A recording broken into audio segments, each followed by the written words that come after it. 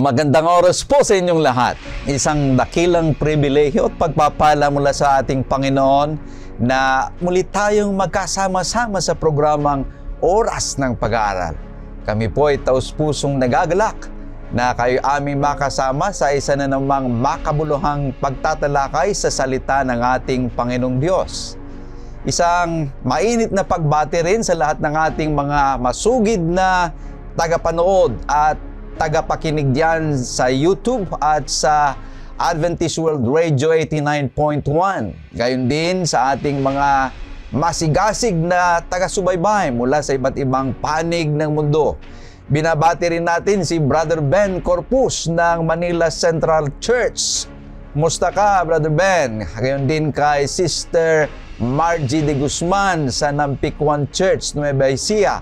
Sana'y patuloy kayong manood at ibahagi ang ating programang Oras ng Pag-aaral. Pagpalain nawa kayo ng ating Panginoong Diyos.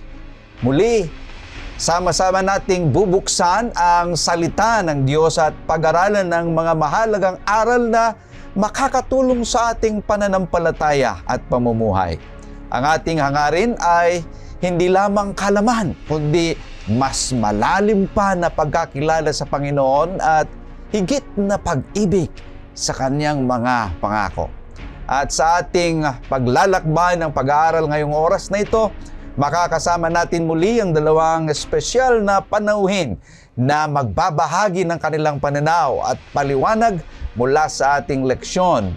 Ang Ministerial Secretary ng Northern Luzon Philippine Union Mission, si Pastor Marvin Diaz. Kumusta po kayo, Pastor Marvin? Mabuti po, Pastor Jules, sa pamagitan ng biyaya ng Panginoon, Pastor Ray, at yung pong mga nanonood sa YouTube at nakikinig sa AWR, saan man po kayo dako sa mundo na naabot po itong programang ito. Sana maramdaman niyo po ang kaligtasan na nasa Kristo. Amen. At syempre, kasama din natin ang Sabbath School and Personal Ministries Director ng Southern Luzon Philippine Union Mission, si Pastor Relino Urbi. Magandang oras sa inyo, Pastor Ray. Magandang oras naman, Pastor Jules, Pastor Marvin. Maraming salamat po sa patuloy na pagsusubaybay sa programang ito, mga kaibigan, mga kapatid. At pinabati lahat natin ang mga nanonood dyan sa Camarines Norte, ganun din sa Carmona at saka sa Pasacao. At lahat sa ibayong dagat, mga kapatid, purihin ang Panginoon Diyos, pagpalain kayo. Amen. Tayo pa rin po ay nasa panghuling trimestre ng ating pag-aaral na may pamagat, mga aral ng pananampalataya mula kay Josue. Tunay na kamangha-mangha ang patuloy nating paglalakbay sa mas malalim na pagkaunawa ng mga banal na kasulatan. Sa pagkakataong ito, tayo po ay maghahanda upang sabay-sabay nating simulan ang ating pag-aaral ng leksyon. At upang higit tayong patnubayan ng Espiritu Santo, tayo po muna ay dudulog sa panalangin. Hilingin natin si Pastor Ray na manguna sa ating panalangin. Manalangin tayo. O Panginoon Diyos sa maraming banal, napakabuti niyo sa amin. Ang iyong biyaya ay ganoon lamang ang nagpapaibayo sa aming buhay. Narito ang iyong mga lingkod, ang bawat isa sa amin na mag-aaral sa inyong banal na salita. Magsalita kayo sa amin, Panginoon Diyos, at ang ministeryo ng banal na Espiritu ang aming maramdaman at magkaroon kami ng isahang isipan na may taguyod at may taas ang iyong banal na pangalan. At magkaroon kami ng pagbabago ng buhay at tungo sa kaugalian at kapangyarihan ng aming Panginoong Jesus. Patawarin ang aming mga kasalanan. Ito hiling namin sa pangalan ng aming Panginoong Jesus. Amen. Amen. Tayo po ay nasa panglabing isa na leksyon na ng ating pag-aaral sa trimestreng ito na may pamagat na paninirahan sa lupain. At dalawang leksyon na lamang matatapos na tayo sa ating panghuling trimestre sa ating pag-aaral sa aklat ni Josue. Ang ating talatang sasauluhin ay matatagpuan sa Kawikaan 15, versikulo 1. Nakapapawi ng puot ang sagot na malumanay, ngunit nagbubunsod sa galit ang salitang magaspang. Kaibigan, sa ating pag-aaral ngayon, ating makikita na ibinigay na ng Diyos sa Israel ang lupang pangako bilang lugar kung saan maaring umunlad ang kanyang bayan, maglingkod sa Kanya, at mamuhay ng mapayapa sa isa't isa. Ngunit ang paninirahan sa lupain ay hindi lamang tungkol sa heograpiya o lugar. Ito'y tungkol sa ugnayan, ito'y tungkol sa katapatan, at ito'y tungkol sa pagkakaisa. Ipinapakita sa kwento ng Josue Kabanata 22 kung gaano kabilis masira ang mga ugnayan kapag may hindi pagkakaunawaan at kung paanong may babalik ang kapayapaan kapag ang tugon ng mga tao ay may kababaang loob at karunungan. Kanya ipinapaalala ng ating talatang sasauluhin na ang paraan ng ating pagtugon sa panahon ng alitan ay may malaking epekto. Sabi nga, ang mahinahong sagot ay nakakapawi ng puot. Ngunit ang hindi maganda o bastos na salita ay nakapupukaw ng galit. So ngayong oras na ito, tatalakayin natin ang tatlong punto mula sa Josue 22 tungkol sa kung paano tayo maaring mamuhay ng may pagkakaisa at kapayapaan sa lupain na ibinigay sa atin ng Diyos. Maging ito man ay sa ating pamilya, sa ating simbahan o sa ating komunidad. Ang tatlong punktong ito ay nagsisimula sa letter C. Ang una ay careful in conclusions. Ang pangalawa ay commitment to unity at ang pangatlo ay calling beyond conflicts. Isa-isahin po natin ang tatlong puntong ito. Unahin natin ang una, careful in conclusion. Pastor Marvin, upang maunawaan natin ang leksyon ngayon, ay pwede bang ibigay mo sa atin ang background kung bakit meron tayong unang punto na careful in conclusion? Pastor Jules, napaganda ito eh. Pag titignan natin, ay sabi mo nga kanina, malapit na tayo doon sa N, sa pag-aaral ng aklat ng Josue. Ito ay yung mga tao settled. Settled na doon sa Kanaan. Ngayon, ang problem dito ngayon ay maganda itong ating pinag-aralan. Kasi hindi itinago sa Ilocano, handang lumeng. Hindi itinago na pag mayroong tao, may problema. Di ba po yan? Pag walang tao, walang problema. Pero the moment na may tao doon, mayroong problema. Maganda ito eh. Pag itong chapter 22, ito naman ay hindi exposition class. Pero pag titignan natin yung 22, ito ay na-divide sa 4. Pag isisiruin natin yung conflict resolution. Kasi yan, sabi doon eh, careful in conclusion. Kaya maganda yung memory verse natin eh. Sabi doon, we need to answer gently. Then, when we speak, be careful that no harsh word will come. Because kasi yun, pag matalas yung ating pagsalita, then sabi sa Bible, it will stir up anger. Ayan. Ngayon, settled na sila. Now, titignan natin. Pag titignan natin yung landscape ng chapter 22, yung context ng conflict ay nasa first part. Verse 1 to 10. Yan yung conflict. Mamaya tignan natin.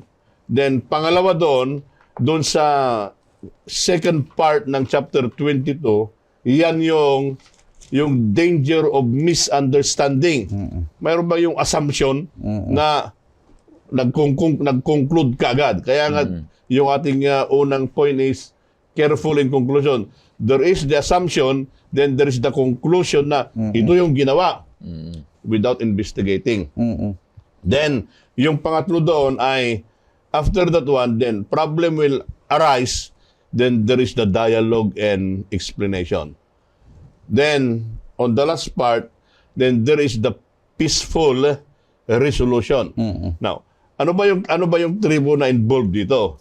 Ayan, verse 1. Tingnan natin yung verse 1, 22 verse 1. Pastor Jules. Pagkatapos ay tinawag ni Josue ang mga Rubenita, mga Gadita at ang kalahating lipi ni Manases. So, ito yung tribe na involved. Yung tribe ni Ruben, yung tribe ni Gad, at kalahati yung tribe ni Manases. Manase. Ito yung involved. Parang nagpatayo sila doon ng dambana. Yung hermeneutics sa kabila, rebellion. Kaya maganda rin, Pastor Ray, pag araw-araw, no, marunong ka rin mag-hermeneutics. Kasi yung hermeneutics or yung interpretation, minsan yung interpretation mali. Yung minsan tama. Pero yung tinatawag na exegesis, eisegesis. Pero yung araw-araw natin na pamumuhay, kasali yun. Now, bakit natin ginagawa ito? Kasi doon sa verse 5, ito yung bilin eh. May bilin siya din eh.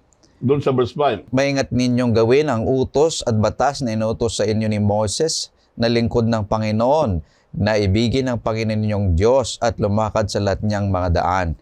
At ingatan ang kanyang mga utos, manatilit maglingkod sa kanya ng inyong buong puso at kaluluwa. At yung bilin sa kanila, when you settle in the land, ito yung gagawin lang. Limay, very careful, very simple yung nandyan. Ang sabi doon ay, to love your God, walk in all His ways, to keep His commandments, to hold fast in Him, then to serve Him with all your heart and soul. Yun yung bilin. Pero, they misinterpreted. Ano yung misinterpretation? Ang akala ng other tribe, gumagawa sila ng rebellion. Yung bang assumption, minsan mapanganib yun na salita eh. Kaya, pag titignan natin itong ating lesson, hindi ito itinago. Na even doon sa mga anak ng Diyos, tao ng Panginoon, minsan, mayroong mga hindi pagkakaintindihan. Ngunit, itong hindi pagkakaintindihan nito ay hindi, nag-period na doon. Hindi. Kaya, ngayon, Pastor Jules, Pastor Ray, wala naman na tayo doon sa panahon nila. Nandito na tayo doon sa church. Minsan, doon sa church setting, may nangyayari na ganyan. Minsan, pinagtitismisan. Hindi naman kinukonfronta. Kaya, yung principle ngayon sa Matthew 18, doon pa rin puntahan mo yung tao, kausapin mo. Kasi minsan, ang nangyayari, dinidisiplina agad. Dinidisiplina agad. Para bang, yun yung last resort, hindi. Dapat hindi ganon. Ang isipin natin ay we are dealing with people with feelings and emotion na iyon ay mga kandidato papunta doon sa langit. Kasi if we miss that, then nag-judge na tayo, then later on, yun doon nag-uumpisa yung conflict. Okay. Napakaganda, Pastor, kasi itong chapter 22 ng Josue ay ipinapakita nga na talaga ang bawat isa sa atin ay kinakailangang mag-ingat sa pag-conclude. Sapagkat dito sa background niya, tapos na ang labanan, di ba? Sabi ng Pastor, tapos na ang labanan. Pinauuwi na, pinababalik na ni Josue yung mga kapatid sa kabilang Jordan. Dahil sa totoo lang, yung mga nandun sa kabilang Jordan ay ayaw na nila noon sumama. Gusto na nilang manatili na bago mag-cross sa Jordan. Pero sabi ni Josue sa kanila, di ba magtulungan tayo, magkakaisa tayo. Kaya sila'y nagkaisa na mag-cross sa Jordan at labanan pa ang mga nandito sa bandang Kanaan. Ngayon, nung tapos ng labanan, di pinababalik na. Nung pinabalik na, Pastor, yun ang problema. Nung pinabalik na sila, na umuwi na sila at mag-cross sila, bago sila mag-cross sa Jordan, anong ginawa? Silun. Sabi ng Pastor, nagtayo sila ng dambana. Nung nagtayo sila ng dambana, ang akala ng mga Israel dito sa banda, ay yung pagtatayo na ng dambana ay paghihiwalay na nila. Kaya ano ang ginawa ni Josue ay inutusan sino?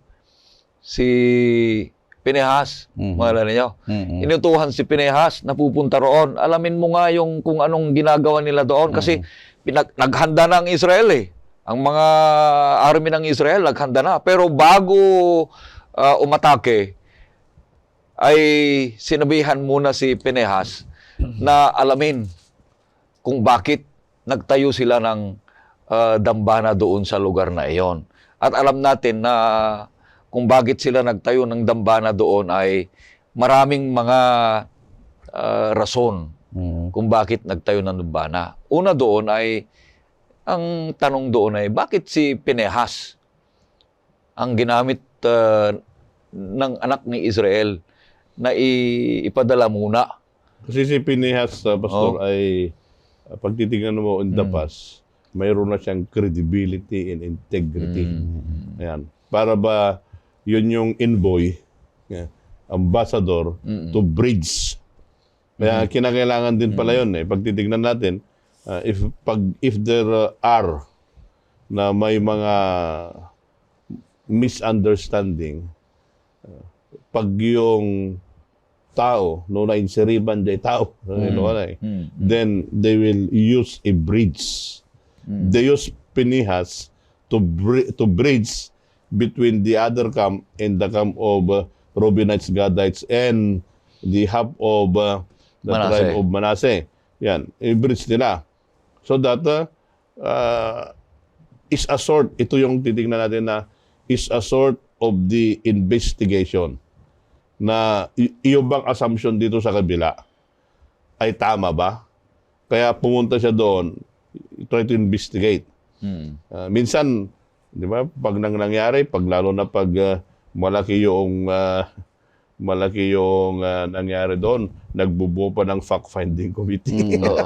Kaya mabuo yan. Then later on, lalong lumalaga yung problem. Pero ito yung envoy, isa yun. Kaya tingnan mo at ano ba, tama ba yung accusation natin o mali? Kasi minsan, yun yung genius sana na gagawin ng isang mananampalataya. Dito, yung kanila ay mayroong false accusation. Minsan ang nangyayari, ginajudge agad without prior investigating. Ito, sabi nila, dali natin si Pinehas, ito may credibility ito. So kailangan, ang ipadala mo kapag merong conflict, yung talagang may credibility. Oo, tama. Kasi baka mali yung kanya na namang sasabihin. So napakahalaga.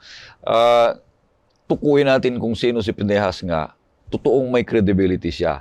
Doon sa Numbers 25 bilang 25, versikulo 11. Ano ang sinasabi dito? Kung sino nga siya talaga. Sinasabi dito na oo. Pinawin ni Pinehas na anak ni Eleazar, na anak ng paring si Aaron, ang aking galit sa mga anak ni Israel, sa paraang siya'y nanibugho dahil sa aking paninibugho sa kanila, na anopat hindi ko nilipol ang mga anak ni Israel sa aking paninibugho. So, totoong may credibility siya. Bakit? Tagapagtanggol siya ng kabanalan. Siya'y apo pare Hindi lang saserdote hindi lang Levita talagang pari siya na tinitingala itong si Pinehas at tagapagtanggol ng tipan. Ito yung pinakamatindi dito. Dahil doon sa karanasan nila nung nagkaroon sila ng pagsamba sa Diyos-Diyosan nung panahon sa wilderness, itong si Pinehas ang matapang na nagtanggol ng tipan. Kayong mga nakipag-asawa sa mga ibang mga lahi, kailangan kayong malipol. So siya ang nagtanggol sa tipan. At dahil nagtanggol siya sa tipan, dito ay verse 12. Anong sabi ni Pastor? Verse 12. O sa Numbers 25 verse 12. Sinasabi dito ay siya yung tagapagtanggol. Kaya sabihin mo, narito binigay ko sa kanya ang aking tipan ng kapayapaan. O yun. Siya yung tagapagtanggol ng kapayapaan. So siya ang tagapagtanggol ng tipan, siya ang tagapagtanggol o tamabagitan ng kapayapaan. So, maiging tao ito, no, Pastor? Ito yung one. Peacemaker. Ito yung pastor yung one eh. Pag mayroong ganito na conflict, ito yung tao na nagko-contribute ng solusyon. Yes. Oo. Hindi yung nagko-contribute ng additional problem doon sa conflict. Kaya maganda. Papalaki Kaya, ng problema. kaya pag titignan po natin ito, meron tayong matututunan dito bilang isang mananampalataya na aminin natin na conflict ay inevitable. Hindi mo maiwasan yan, nandyan. Nandyan. But when it will occur, ang gagawin po natin yan ay tignan natin na may mga tao na pwede siyang mag-bridge doon sa gap to find the solution and to bridge the reconciliation. Yes. So, ating nakita mga kaibigan na kung saan ang lupain ngayon ay hindi yung pangako ng Panginoong Diyos, kundi ang lupain na ating sinasabi sa ating pamilya, sa ating simbahan, o sa ating komunidad. Na kung meron mang mga hindi pagkakaunawaan, hindi maganda yung padalos-dalos na hatol, kundi ito'y nakakasira kasi ng relasyon sa isa't isa. Kanya merong bagay na ating gagawin. Una, tayo muna ay huminto. Let us pause. Pangalawa ay let us pray. At ang pangatlo, mga minamahal, ay let us seek clarity.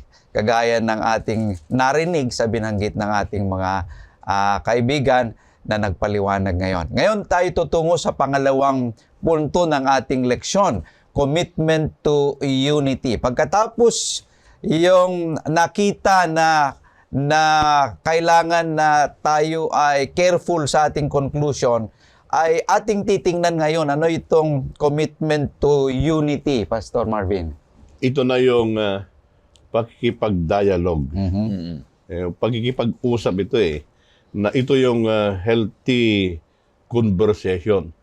Na minsan kasi, pag may problem, ay lalo na pag minsan doon sa mga intern na pastor, minsan parang doktor na pag may problem nito, nagpre-prescribe agad ng teksto. Pero dito, pag titignan natin dito, ay kinakailangan din natin na critical listening.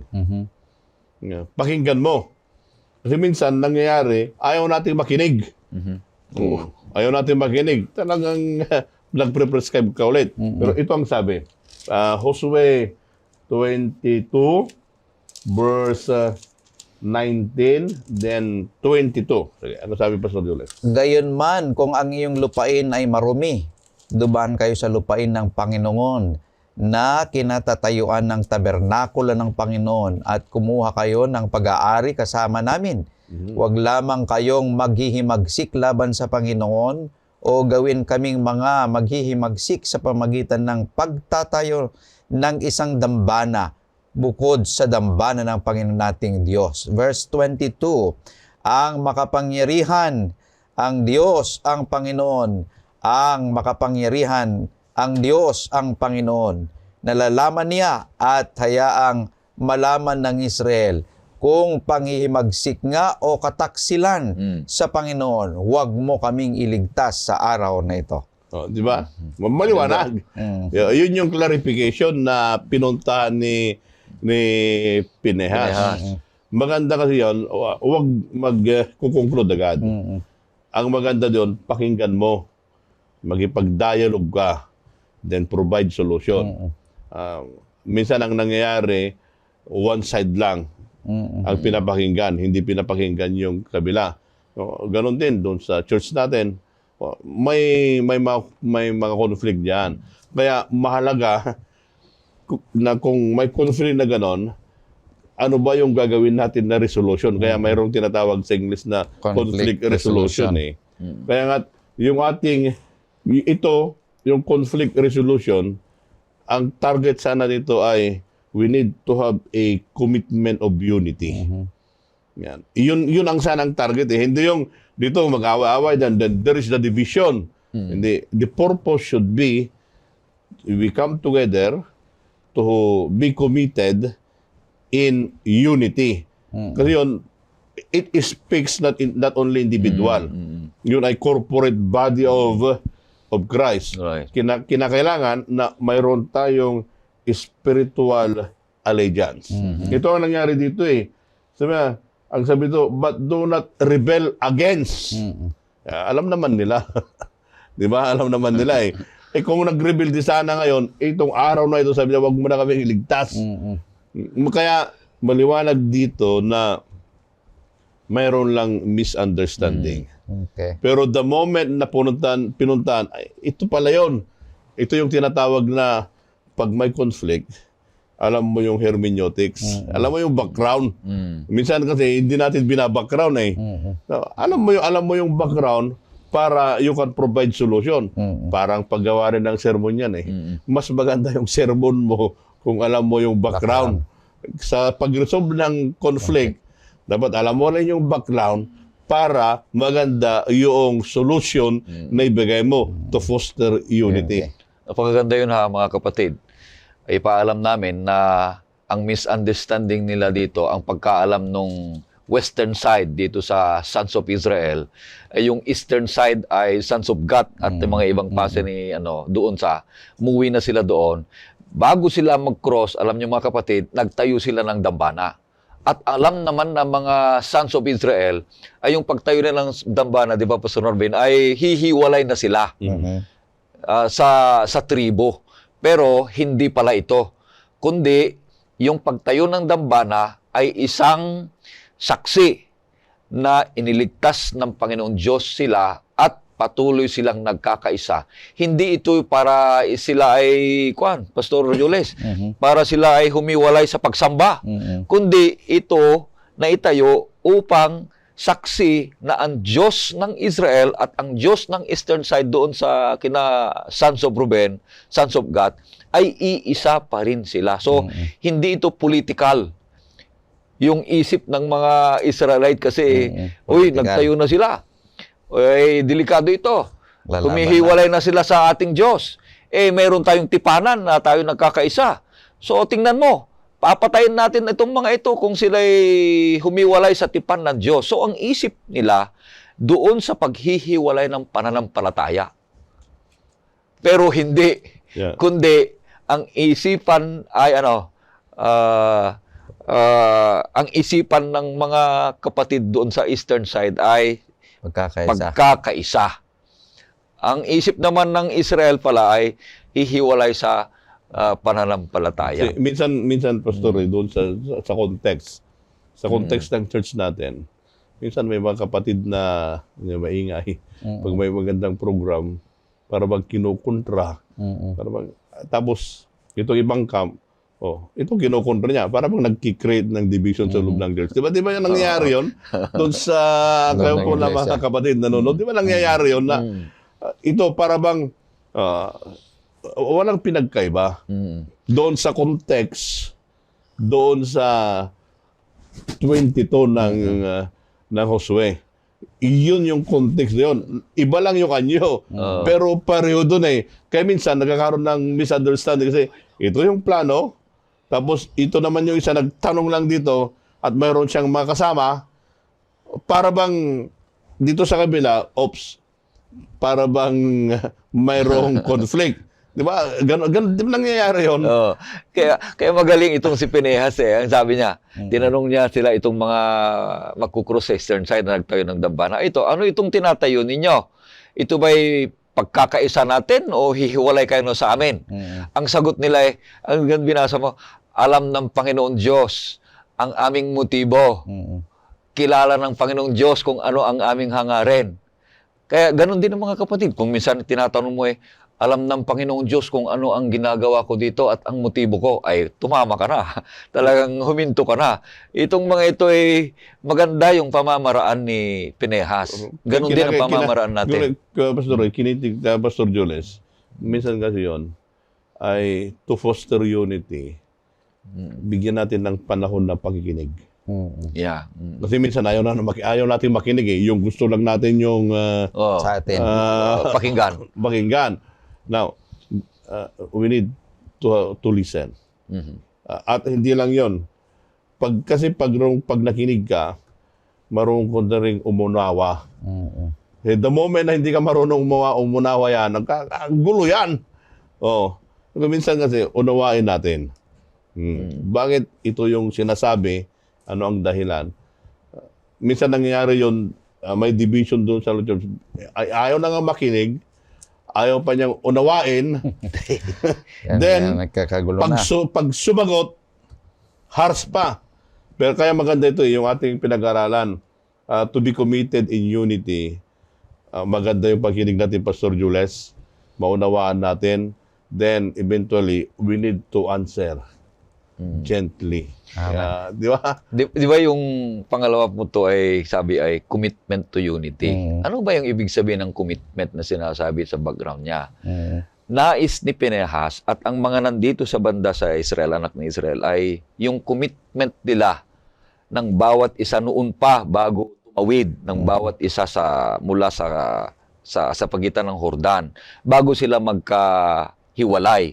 Yun na yung usapan nila nung bago sila magkahiwalay sa harapan ni Josue. Kaya commitment to unity pa rin yung dinadala ng bawat isa sa kanila. Kaya lang hindi sila masyado nagkainan.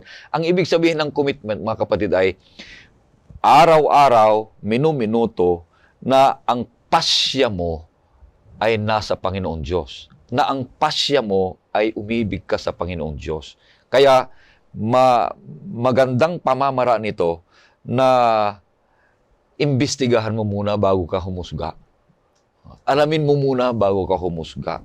Sapagkat ang sabi ng mga nandito, ng mga anak ni God, saka ni Ruben, doon sa 22-26, ang sabi niya, kaya itinayo namin ang dambanang ito, hindi para sa handog na susunugin o para sa hain, kundi upang maging saksi sa pagitan namin at sa inyo, na tayo ay nagkakaisa at may iisang tipan tayo sa ating Panginoon Diyos. So napakaganda na ang pangalawang punto ay commitment to unity. Pagkakaisa pa rin ang ating hinahangad kung may mga misunderstanding sa bawat isa sa atin. Para mas maliwanagan tayo, mga kapatid, gusto kong tingnan natin yung buod nung diniscuss sa atin ni Pastor Marvin at ni Pastor Ray. May tatlong bagay na sinasabi nila rito. In our church today, fostering unity means, una, being slow to criticize and quick to listen. Kailangan na maging mahinahon tayo sa ating pagpuna at kailangan na handa tayong makinig, mga kapatid. Hindi lamang yung salita ng salita, kundi handang makinig. Pangalawa, choosing gentle words instead of harsh ones. Kailangan na yung atin pong magsasalita, piliin natin yung mga magagaan at mamubuting salita, mga kapatid. Hindi yung harsh na pananalita na nakakasakit. At pangatlo, seeing other as partner in God's mission and not as enemies. Yung kapatid mo ay hindi yung kaaway mo, kundi yun ay partner mo sa mission, sa kakasulong ng trabaho ng ating Panginoon. Tayo dudulog na sa pangatlo at panghuling punto, calling beyond conflict. So, pagkatapos ng lahat ng mga bagay na nakita na nila, ano yung pagtawag dito, Pastor, na sinasabi sa ating leksyon? Calling beyond conflict. Nakita natin, Pastor Julius, yung context. Nakita natin yung dialogue na ginawa. Nakita natin yung emissary. Ngayon naman ay let's now put in place the calling beyond conflict. Ito na yung gagawin nating peaceful resolution. Ano ba yung after dialoguing with each other, ano bang nangyari doon? 22 verse 33. Sabi diyan, maliwanag po ito eh. Sabi diyan. Ang ulat ay kinatuwa ng mga anak ni Israel at pinuri ng mga anak ni Israel ang Diyos. Hindi na nagsalita pa ng pakikidigma laban sa kanila na wasakin ng lupain tinitirahan ng mga anak ni Ruben at mga anak ni Gad. Yun na yung yun na yung conclusion na eh. Ang sabi doon ay it please the children of Israel. Kinatuwa. Ikinatuwa nila kasi meron ng peace doon sa camp. Kaya pag titingnan natin dito ay True peace is not just the absence of war, but the presence of understanding and restored relationship. Yun sana ang maging hadikain natin na hindi natin maiwasan, Pastor Jules, Pastor Ray, Opo. na pag mayroong tao nga, sabi ko kanina, mayroong problem. Ngunit, let's address and face the conflict. Huwag nating pabayaan. Huwag nating palakihin. Patagalin. Minsan kasi may mga tao na pinapalaki nga, ayaw pang Bigyan pumunta solusyon. doon sa peace agreement. Ganang nangyari yon, hindi nila sinasaktan ang ibang tao. Kagaya ito, may sasakyan ako noon na yung stainless. Yung fender niya stainless. Yung roster, dekawitan. Oh, Yung tandang ba? Yung tandang. manok. Pagdaan niya na ganon, nakita niya mayroong ibang manok din na tandang. Akala niya kalaban. Oh, So, ang kanyang ginawa, tinadyakan, Tinuka. nasasaktan naman yung tandang. Hindi niya alam yung kanyang tinatadyakan na stainless. Kala niya kalaban. Akala niya kalaban, akala niya nasasaktan niya. akala niya salamin yun. Salamin pala yun. Mamaya sabi ko, pinapalis ko yung manok. Babalik pa rin. Tinatadyakan niya yun. I learned a lesson. Kung may conflict at hindi natin in-address, para tayo yung tandang na manok na sinasaktan natin yung sarili natin. Okay. Kaya kinakailangan dito na huwag patagalin. Magkaroon tayo ng peaceful resolution. Kaya kasi yon, ang nangyayari yon ay hindi natin sinasaktan yung ibang tao. Ang sinasaktan natin yung sarili natin. Kasi minsan may mga kapatid na pag ayaw yung pastor, inuhold yung tithe, nagpipetisyon yon, nagko-conflict ng hindi pagkaintindihan. Yung kagaya yung tandang, ang sinasaktan ay sarili niya. yung sarili. Oo. Kasi yon, we are brothers and sister.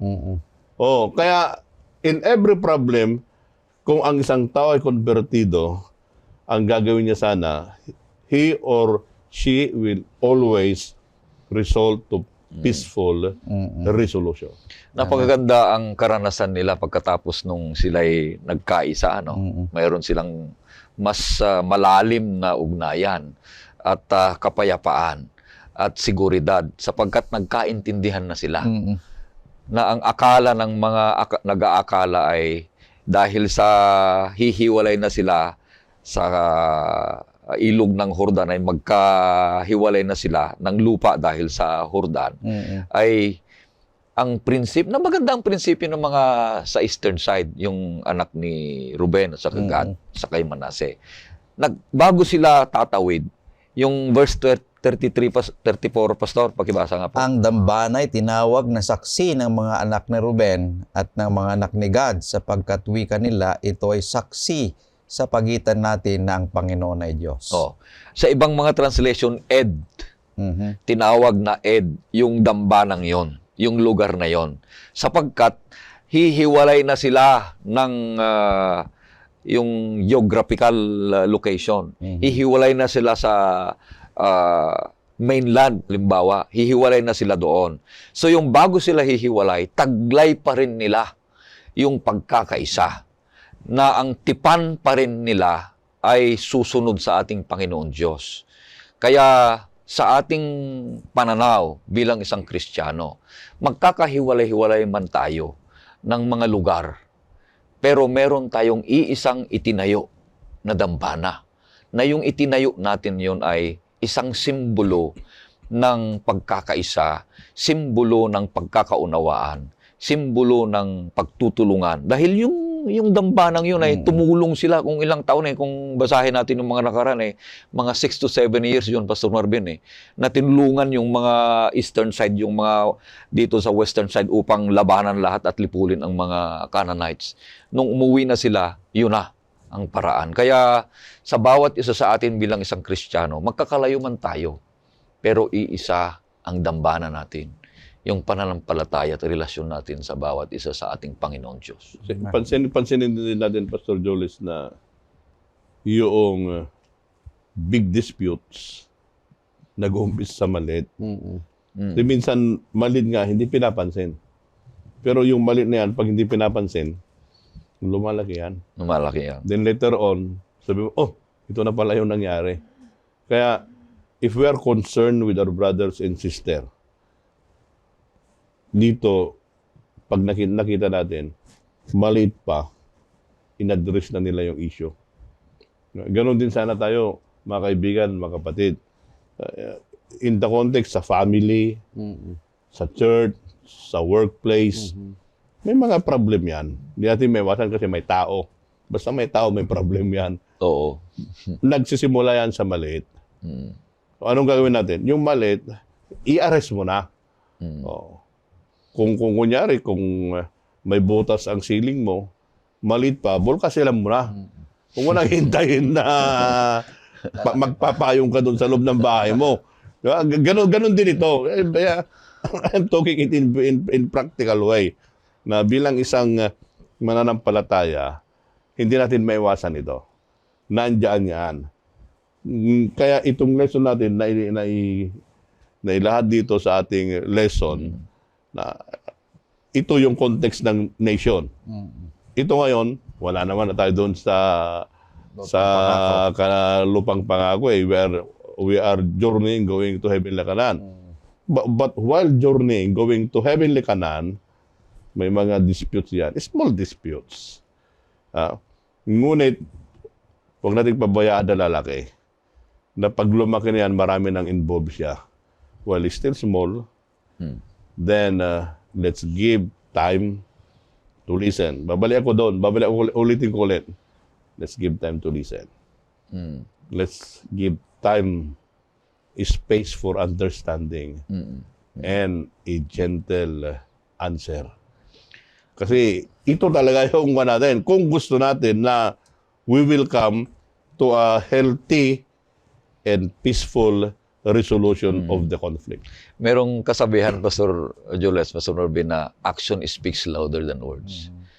Mga kapatid, pag nakikita mo na, kung minsan ay doon ka na nag-uusga, doon ka na nag-i-interpret kung sino siya, ano siya, doon sa itsura niya. Maganda naman yon. Pero, sabi nga, action can be more understood if you explain or say it. Alamin mo, kaibiganin mo, kausapin mo ng maayos para magkaroon ng mas magandang kaisipan at damdamin at mapapalapit ka pa sa isang tao. Yung mga taong nakatato, hindi mo alam. Napakabuti palang tao yung mga yan. Pero kadalasan kasi, yung tattoo ay yung sinyalis na yung mga taong yan ay pasaway na tao. Pero may mga ganun mga bagay. Mas maganda talaga sa isang magkakapatid, magkakaibigan, iban sa loob ng pamilya, yung mga ginagawa ay madaling ma-interpret. Pero pag kausapin mo, bakit niya ginagawa yon, paano nangyari yon, mas naintindihan natin yung tao na kung ano yung mga nilalaman ng loob niya. Kaya ganun din tayo sa bawat isa. Yun nga sabi ko, magkakalayo nga tayo, magkakaiba tayo ng prinsipyo, pero iisa tayo sa ating Panginoon Diyos. Napakaganda itong leksyon natin, itong sinasabi dito, Pastor. Ito ang nagkakaisa sa atin. Di ba, Pastor? Pinagkakaisahan tayo. Tayo nagkakaisa dahil sa ating leksyon. Wala nang iba, mga kapatid. Kaya mag-aral tayo ng leksyon natin. Isa pa, Pastor Jules, ay ito ay parang take away ko din nung pinag-aaral ko yung lesson. Na if there is a problem and we contribute for the solution of the problem, we are also contributing building the kingdom of God. Amen. But if we are not contributing to the problem, if we are not contributing to the solution of the problem, and we are contributing another problem to the problem, we are not building the kingdom of God. We are contributing Slowing down, to the devastation of the kingdom of God. Kaya napakaganda ito eh. Maganda na ang gagawin natin ay magkaroon tayo nito na we need to build the kingdom of God. Kasi we are living in the land of the saints. Eh bakit yung mga santo ay nag-aaway-aaway? We need to build the kingdom of God. Pastor Marvin at Pastor Ray, the danger of conflict is it distracts us of our real mission. So sa loob ng iglesia, kikita mo kung yung mga may nag-aaway-away, hindi talaga umuusad yung trabaho ng ating Panginoon. Tama yan. So doon sa discussion na ating nakita, merong 3 bagay na gusto kong ibahagi sa inyo sa nakita ko na sinabi ng ating mga kasama rito. Bilang isang nananampalataya, tayo tinawag ng Panginoong Diyos, greater than any conflict. We are called to build God's kingdom, not our personal empire. Ito yung sinabi ni Pastor Marvin kanina. Pangalawa, live in peace, not in constant dispute. Kasi, palagi kasi itong madalas na pagtatalo-talo na ating nakikita. But live in peace. At ang panghuli, keep our eyes on eternity, not on temporary offenses. Yung mga pansamantalang alitan lang yan, ay hindi yun ang titingnan natin, kundi yung ating focus sana ay doon sa eternity. So ang pamumuhay sa lupain na hindi lamang tungkol sa paninirahan sa isang lugar, kundi tungkol sa kung paano tayo namumuhay kasama ng Diyos at ang isa't isa. Mula sa ating nakita sa Josue 22 at sa ating talatang sasauluhin sa Kawikaan 15:1, natutunan natin ng mga sumusunod. Una, mag-ingat sa manghatol. Huwag basta maghusga. Alamin muna ang buong katotohanan at hangarin ng kapayapaan. Ito yung unang nakita natin. Pangalawa, paninindigan sa pagkakaisa. Paunlarin ang pagkakaunawaan sa pamamagitan ng mahinahong pananalita at bukas na pag-iisip. Kailangan na makinig ka muna. Pangatlo, tawag sa kabila ng alitan. Ito natin ang ating pansin sa layunin ng Diyos, hindi sa mga bagay na makadisturbo o naghahati sa atin. Kapag isinasabuhay natin ang mga prinsipyong ito, hindi lamang natin maiwasan ang alitan, kundi naipapakita rin natin ang ugali ni Kristo na nanalangin ng kanyang mga tagasunod ay magkaisa sana lahat ang kanyang mga alagad. Mga kapatid, sa panahon ngayon kung saan madali tayong magkamali ng akala at mabilis na maghusga, tinatawagan tayo ng Diyos na mamuhay sa kapayapaan at pagkakaisa at pag-uunawa.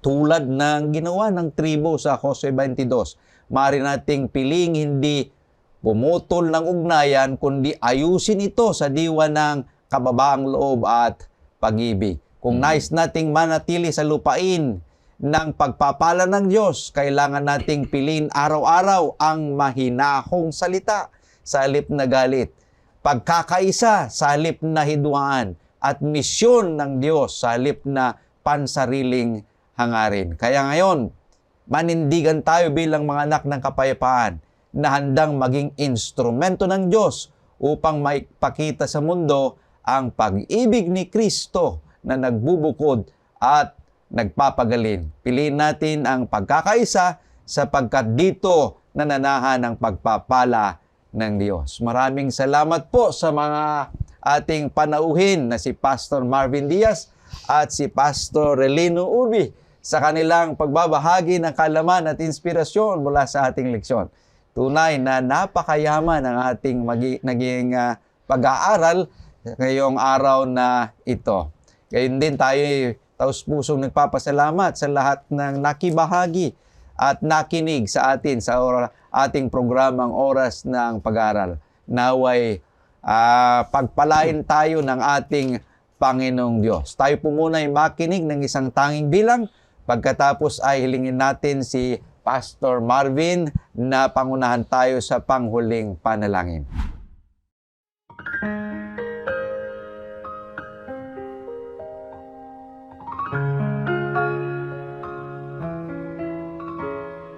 Minsan ang buhay may lungkot at saya. Di alam sa bawat araw kung anong dala.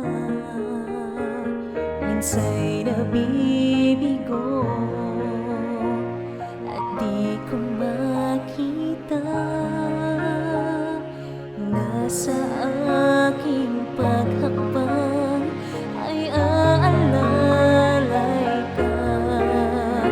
Buhay ko'y hawak mo, puso ko'y nasa'yo. Pag-asa'y di mawawala, bukas ay nasa'yo. Buhay ko'y hawak mo, di man alam kung saan patungo. Pupurihin, aawitin, dakilang pag-ibig mo. O Jesus, buhay ko'y hawak mo.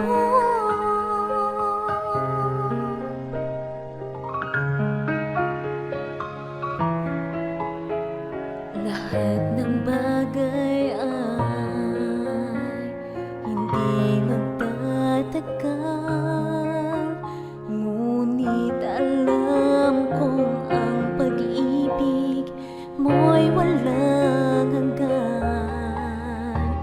Kaya't sa piling mo ay di mangangamba, pagkat pangangailangan ko'y nababatid mo na. Buhay ko'y hawak mo, puso ko'y nasa'yo. Pag-asa'y di mawawala, bukas ay nasa'yo. Buhay ko'y hawak mo, di man alam kung saan patungo.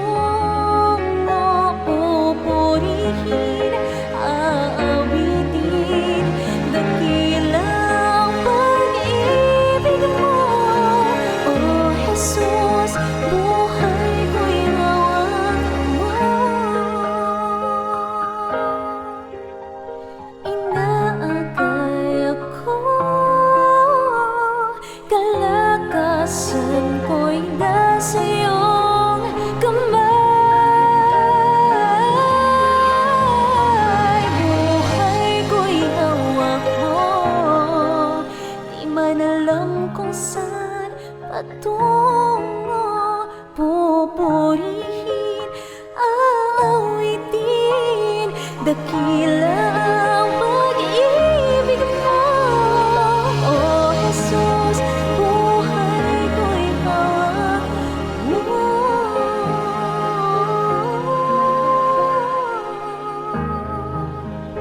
Buhay ko'y hawak mo.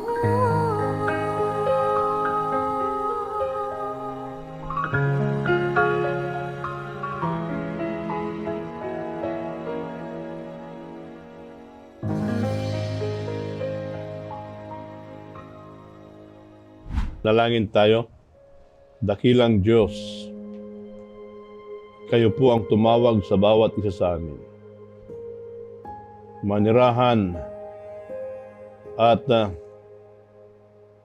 dakilain ka bilang tagapagligtas mo namin. Sa aming araw-araw na pamumuhay bilang isang mananampalataya, mayroon at mayroon nangyayari po sa amin na hindi pagkakaunawaan. Ngunit ito po ay hindi balakid sa aming paglilingkod.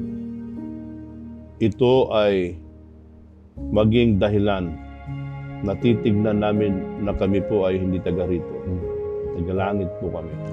At ito sana ay gawin naming hagdan upang kami ay lumago sa aming pananampalataya habang hinihintay ka namin. Maraming pong salamat sa pagdinig sa aming panalangin sa pangalan ni Jesus. Amen. Amen. Kapatid, huwag po ninyong kalimutang muli tayong magsama-sama sa susunod na edisyon ng Oras ng Pag-aaral. Hanggang sa muli, ako po ang inyong kapatid, Pastor Jules Bermudez. Naway ang biyaya at kapayapaan ng ating Panginoong Diyos ay sumasa ating lahat.